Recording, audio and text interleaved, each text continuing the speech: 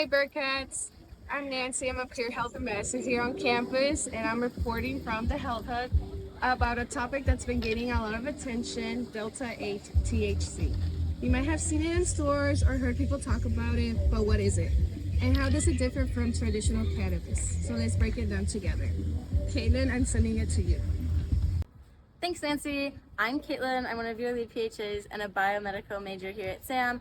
Delta-8 THC, or Delta-8 tetrahydrocannabinol, is a compound found in the cannabis plant. It's chemically similar to Delta-9 THC, which is the component of marijuana that gives you that feeling of being high.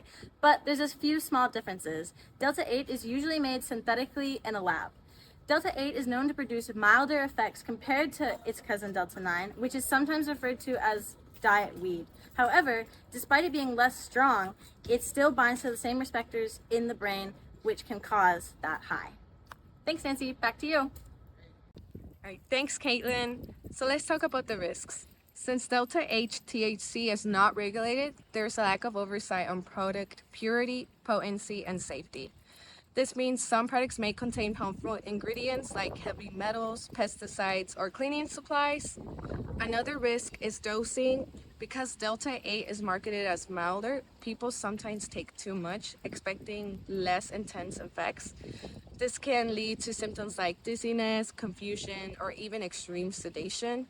And just like traditional weed, Delta-8 can impair your judgment, coordination, and reaction time, so it's not safe to drive or operate machinery after using it. It is also important to note that Delta-8 can show up on a drug test, just like Delta-9 THC. Many standard drug screenings cannot tell the difference between the two, so using Delta-8 is not a foolproof way to pass a test. Finally, it's worth noting that Delta-8 has not been extensively studied, so the long-term effects are largely unknown, and always approach it with caution. Back to you, Annie. Thanks, Nancy. I'll jump in and I'll share the different ways to ingest Delta-8.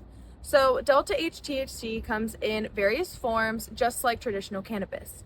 So you'll find it in gummies, tinctures, vape cartridges, and even infused flower.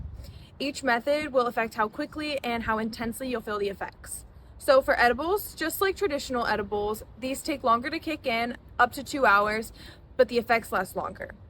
For vaping, this method produces effects almost instantly, but they wear off faster.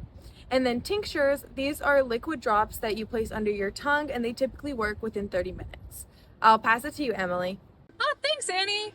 So how does Delta-8 compare to the traditional cannabis? The biggest difference is the potency. Delta-8 produces a milder high compared to Delta-9, which is a primary psychoactive compound in marijuana, which is like a lot of big words.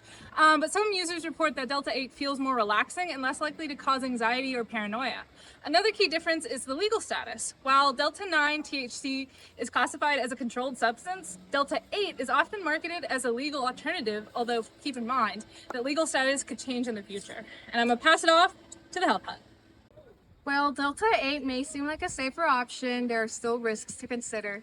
Make informed decisions and look out for yourself and others. Take care, Bearcats.